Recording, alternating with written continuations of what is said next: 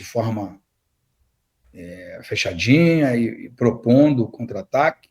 Para isso, alguns jogadores precisam se recuperar, né? Caso do David, Adson, e outros precisam melhorar muito, que é o caso do colombiano e do chileno, né? Só para não estar aqui só falando mal e falando o nome das pessoas para falar mal. Não é isso. Eu acho que eles vão ter que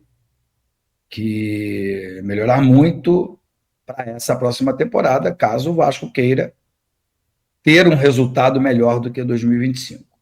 Eu acredito muito na capacidade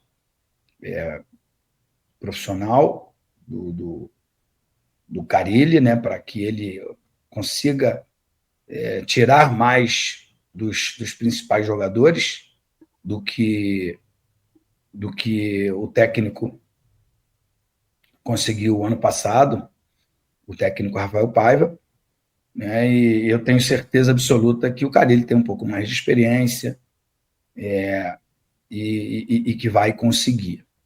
Uma outra coisa que pode ser muito benéfica, né, é o Felipe Coutinho e o Payet fazerem uma pré-temporada.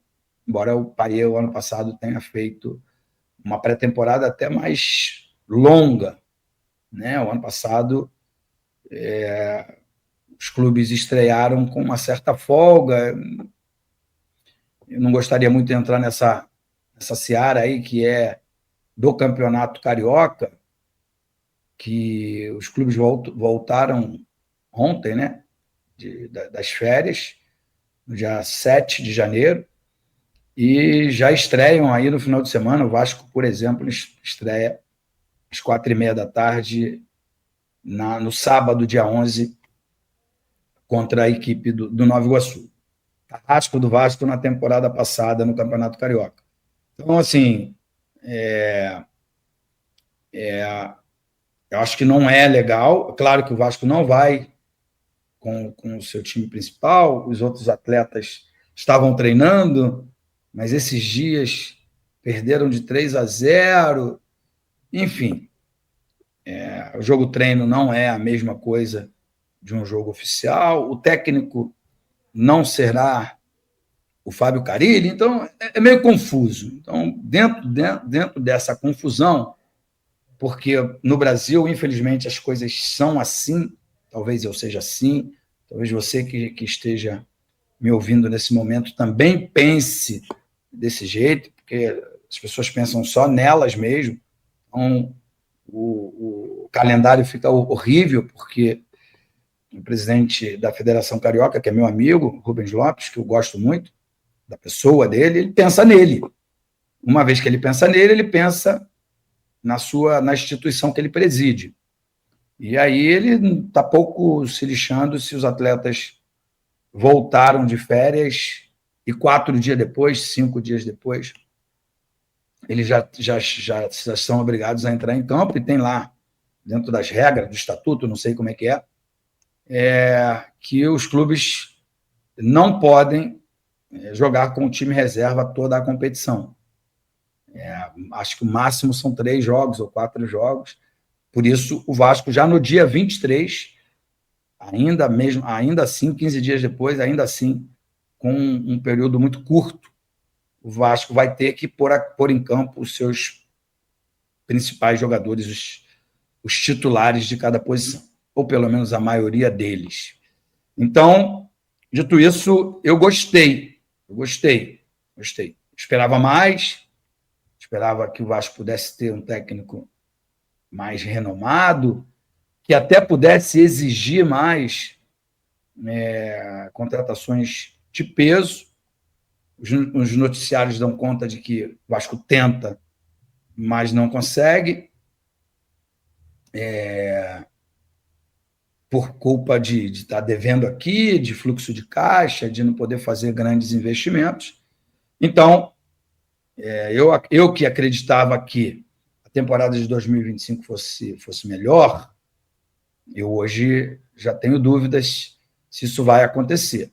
O Campeonato Carioca, eu acho que pode se repetir, eu acho que pode, vocês terem uma ideia, o Vasco joga em casa, mas o mando de campo é do Nova Iguaçu no sábado. Por quê? Pela necessidade da televisão de transmitir o jogo. A estreia do Vasco no campeonato carioca. Isso é benéfico para o Vasco? Claro que é. É ótimo para o Vasco. Porque jogar em São Januário, diante da sua torcida, o Vasco tem muito mais chance de obter os resultados, principalmente quando jogam contra os times de menor investimento, né? E o Nova Iguaçu é um deles, embora tenha sido carrasco do Vasco na temporada passada. Então, o campeonato ele é feito para que, ao término ali de 11 rodadas, possa... São 3 jogos, diz aqui o portal do Clube de Regatas Vasco da Gama. Muito obrigado. O campeonato ele é feito para que os 4 grandes cheguem ali à semifinal, façam a semifinal nos clássicos. Nas últimas 2 ou 3 edições isso não aconteceu, porque o Volta Redonda e o Nova Iguaçu tomaram lugar, respectivamente, do Botafogo e do Vasco. Aliás, do Vasco e do Botafogo. Eu acho que o Botafogo até 2 vezes seguidas. E o ano passado, a final foi entre Flamengo e Nova Iguaçu, uma final inesperada. Então, por isso eu gostei, acho que o Fábio Carille consegue montar um sistema defensivo forte, né? Um esquema, embora na sua entrevista ele tenha dito que gosta de jogar num 4-2-3-1, e a gente viu que deu muito certo o esquema que o Felipe fez com três volantes, que isso dá uma consistência ao meio-campo, dá uma liberdade maior ao meia que foi escolhido para ser a referência, ao 10, né? Até Alex Teixeira, que não havia tido oportunidades em toda a temporada, terminou jogando muito bem, e a gente tem que ser honesto. Eu adoro o Alex Teixeira como pessoa, fui contra a sua contratação, mas quando ele presta bons serviços, acho que é justo estar aqui e exaltá-lo. E ele foi muito bem aí nos 3 jogos finais que foram comandados pelo Pedrinho. O primeiro deles entrando, né, no decorrer da partida, quando o Vasco perdia para o Atlético Goianiense, ele faz um dos gols que dão empate o Vasco, né, que salvam o Vasco ali no empate. E depois ele joga muito bem as outras 2 partidas, né, na sequência contra o Atlético Mineiro e contra o Cuiabá, 2 times que não tinham muitas pretensões no campeonato, mas não posso deixar de exaltar as boas atuações. Não sei se será ele escolhido do Carille para jogar ao lado do Verratti, será ele o 10, eu não sei, eu vou aguardar, mas o que eu sei é que o Carille consegue montar bons sistemas defensivos, consegue jogar de contra-ataque, foi assim que conseguiu um tricampeonato paulista, um título de campeonato brasileiro, claro, guardadas as proporções, com jogadores melhores até do que ele encontra hoje no Vasco. E foi muito emblemático quando eu trabalhava na Fox, eu não lembro exatamente quem foi que disse no programa Rádio Fox, era rádio, comandado pelo Benjamin Bach. Eu não lembro exatamente quem disse que o Corinthians era a 4ª força do Rio de Janeiro, comandado pelo Carille, e ele bateu no Rio de Janeiro, no Campeonato Paulista, ele bateu campeão naquela ocasião, um time fechadinho, jogando de contra-ataque. Acho que hoje o Vasco é a 4ª força do Rio de Janeiro, tendo em vista o fato de que os 3 outros times do Rio de Janeiro vão jogar o Super Mundial na metade do ano, e isso aqui obrigou a Federação Carioca a antecipar o início do campeonato, enfim. Essa lenga-lenga toda, todos nós já sabemos. Em relação, só para pontuar um pouco aqui, em relação às contratações dos 4 grandes nesse início de temporada. O Fluminense é quem mais investe, talvez porque no final do ano seja ano de eleição, e porque tem esse Mundial, esse Super Mundial no meio do ano, e o ano passado a temporada foi dificílima, o Fluminense só escapando da Fox Sport Rádio. Esse portal CRVG é fantástico, obrigado, hein? Quero sempre vocês aqui. Desculpa aí que a gente sai de férias, se desliga um pouco das coisas e acaba esquecendo aqui, e eu peço a compreensão de vocês e que me ajudem, né? Assim como o portal CRVG está fazendo ali, na hora que eu me esqueço, ele me lembra. Então, em termos de contratação, acho que o Fluminense foi o mais arrojado até aqui, é quem está mais ativo no mercado, tentando contratar jogadores importantes, renomados, e para fazer um início de temporada melhor do que foi o ano passado.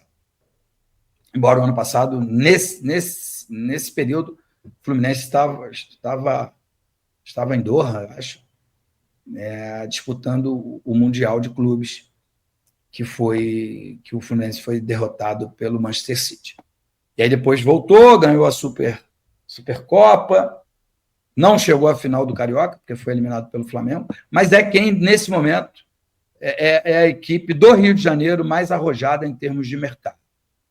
Aquele que teve mais saídas foi o Botafogo, mas a maioria dos atletas que saíram do Botafogo eram reservas na temporada de 2024, a temporada magnífica, talvez a melhor temporada da história do Botafogo, talvez não, com certeza a melhor temporada da história do glorioso, nosso querido Botafogo de Futebol e Regatas. O Flamengo, muito tímido, teve saídas e pouquíssimas especulações, eu não diria nem contratações. Só que na temporada passada, o Flamengo foi quem mais gastou no mercado brasileiro. Contratou jogadores gigantes, assim, de nomes muito grandes, que talvez não performaram. Teve ali um problema pessoal do Tite com o Gabriel, né? Gabriel Barbosa. Depois tem a contusão do Pedro, e acho que alguns dos principais jogadores poderiam ter rendido um pouco mais na temporada passada. O Atlético Mineiro confirmou que o clube negociou com o Vasco a transferência do zagueiro uruguaio Maurício Lemos. Antigo sonho da atual diretoria, que já tinha tentado contratar o jogador na última janela e acabou não conseguindo. Na época, as informações eram de que a família do Maurício Lemos não gostaria de se transferir para o Rio de Janeiro, e o Atlético Mineiro estava querendo um valor alto naquela oportunidade. Nesse momento, negociação fechada, Maurício Lemos irá realizar exames médicos para ser oficialmente anunciado como novo zagueiro do Vasco. Uma baita contratação. Ele chega para ser o xerife da zaga vascaína. Boa sorte ao Maurício Lemos. Sobre Evangelos Marinax, chega a informação de que ele estaria incomodado em negociar com a EICAP e preferia que o Vasco comprasse da EICAP as ações para que ele, Marinax, comprasse do Vasco. O todo não faz o menor sentido. Não faz o menor sentido. Porque a parada com a EICAP, ela é financeira. É muito mais fácil o Marinax chegar na EICAP e comprar a parte dela do que o Vasco levantar uma grana para comprar da EICAP e depois o Marinax comprar do Vasco. Não faz o menor sentido. E mais, para a EICAP é muito mais simples e fácil vender para o Marinax, que tem café no bule, do que vender para o sócio dela, que é o Vasco, que todos nós sabemos que não tem dinheiro para isso.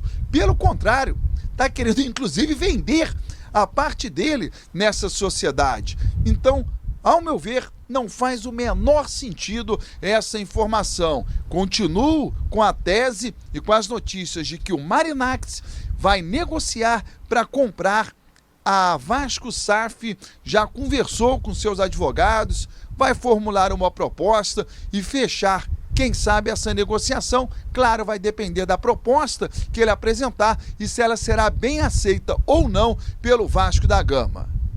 O clube, aliás, vai receber uma boa grana, hein? Algo em torno de 11 milhões de reais da TV Globo, que a princípio negociou com o Vasco ou ofereceu 5 milhões para transmitir os jogos do Vasco no Campeonato Carioca quando o Vasco for mandante, algo que o Pedrinho não aceitou. E numa nova rodada de negociações, a TV Globo aceitou pagar 11 milhões, mais do que o dobro que foi oferecido num primeiro momento. Negociação concluída, Vasco recebe a grana e a TV Globo vai poder transmitir os jogos do Vasco no Campeonato Carioca também quando o Vasco for o mandante. Fábio Carille ontem concedeu uma baita entrevista coletiva. Eu já falei sobre este tema em um vídeo anterior, mas separei aqui 3 trechos que eu acho muito importantes. Ele fala sobre a prioridade do Vasco nessa temporada e a fala dele é ótima, do Fábio Carille.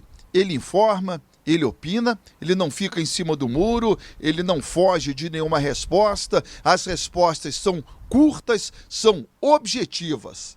Parabéns ao Fábio Carille. Hoje o Vasco completa 2 anos sem o Roberto Dinamite, o maior ídolo da história do Vasco, e eu tive o prazer de vê-lo jogar em muitas oportunidades, tive o privilégio de estar nas arquibancadas, vendo o Vasco ser campeão com o Roberto Dinamite em campo. Pude ver o Roberto jogando na seleção brasileira, pude entrevistar o Roberto em algumas oportunidades e muito mais do que isso. Dividi bancada com Roberto Dinamite no programa Os Donos da Bola, na TV Bandeirantes. Brinquei carnaval com Roberto na Marquês de Sapucaí. Uma grande perda, mas eu quero sempre lembrar com muito carinho do Roberto Dinamite. Afinal de contas, ele me deu muitas alegrias. O maior ídolo da história do Vasco chama-se Roberto Dinamite, o eterno Roberto. A partir do meio-dia, ao vivo no meu canal do YouTube, tem a Hora do Vasco. Tô te esperando. Então é isso, família Cruz Maltina. Muito bom dia. Seja bem-vindo ao canal Vasco 98. Já chega aí deixando aquele like, se inscreve no canal, beleza? Agradecendo aqui sempre as imagens aqui do canal do Baran, canal aí do Mundo Ed. Canais aí que trouxeram informações importantes aí sobre o nosso Vascão, opinião, certo? E se inscreva também no canal deles. Fechado? Vamos passar aqui um rápido resumo da situação do Vasco. Vamos falar aqui como está cada situação aí de jogador para o Vasco contratar. Vamos passar aqui as atualizações sobre como está o estágio das contratações. A gente sabe que o Vasco não parou, né? Apesar de chegar os reforços aí, o Vasco segue no mercado. A gente vai aqui começar a falar sobre a situação do zagueiro Maurício Lemos, né? Que já era para ter chegado no Rio, mas ficou ainda em Minas Gerais resolvendo algumas coisas, tá? A tendência é que o Maurício Lemos chegue aí no mais tardar esse final de semana, tá? Para na segunda-feira ele já se apresentar ao Vasco, fazer exames, para depois ser apresentado. Então o Maurício Lemos aí chegando no Vascão. A situação de Wanderson, ontem o Atenção Vascaíno fez uma live aí com um jornalista lá do Sul, Lucas Colar, e ele acha que dificilmente o Internacional vai liberar nos moldes que o Vasco fez a proposta, né? A proposta foi recusada, tá? Pelo que eles falam lá, a proposta foi recusada, mas o Vasco vai fazer outra, tá? Mas a tendência é que o Inter não aceite o jeito que o Vasco quer. O Inter quer dinheiro, na verdade, né? E o Vasco não tem. Então a situação do Wanderson aí tá mais complicada. Por isso que o Vasco tá no mercado. Mais uma vez, ontem saiu nos jornais aí, e um jornalista uruguaio veio falar sobre isso. É a situação do Brian Rodrigues, tá? O Brian Rodrigues, grande jogador aí, destaque, né? No América do México. O Brian Rodrigues interessa muito ao Vasco. Na mente do Vasco, eles acreditam que agora seria mais fácil negociar com o Brian Rodrigues do que na janela do meio do ano passado. O Corinthians também está de olho, tá? Mas o Vasco tá forte na briga por esse jogador, Brian Rodrigues, que seria um grande reforço a chegada do Brian Rodrigues aqui. Brian Rodrigues que tá sendo sempre destaque lá na equipe do América do México. Então vamos aguardar essa situação aí que pode evoluir a chegada do Brian Rodrigues. O Vasco também voltou a conversar com o Coelho, tá? Com o Atlético Paranaense sobre o Coelho. O Atlético Paranaense antes estava relutante, né, quanto a essa situação, mas agora entende que tem que fazer negócio, já que o jogador não vai ficar. O jogador também tem interesse de outros clubes, tá? Inclusive brasileiro, não revelados. Mas o Vasco voltou a conversar com o Atlético e espera ter definição, tá? Ter definição sobre a situação aí do Coelho o mais rápido possível, tá? Para poder contar com o jogador. Ainda sobre reforços, a gente vai falar aqui sobre a situação de Capasso, tá? Capasso aí que está treinando no Vasco. A gente recebeu a informação que o Capasso quer ficar no Vasco, tá? O Capasso está trabalhando bem aí, o cara ele tá avaliando, apesar que o jogador está sendo bem avaliado em outros clubes, já poderia assinar um pré-contrato com outro clube e tal, o Capasso. Mas as informações que a gente recebeu é que o Capasso quer ficar no Vasco, tá? Quer provar pro Vasco que não é esse jogador todo. O cara ele tá observando, ele tá treinando bem, tá nesses começos de treino. Então, a chance aí do Capasso ficar no Vasco. E eu queria ouvir a opinião de vocês. Capasso fica? Ou vocês deixariam o Capasso sair? Deixa a opinião de vocês aí embaixo. Então é isso, galera. Foi o resumão aí da manhã. Na parte da tarde a gente volta aí com mais informações. Deixa seu like, se inscreva no canal, ativa aí o sininho de notificações. Beleza? Um bom dia a todos e até mais tarde.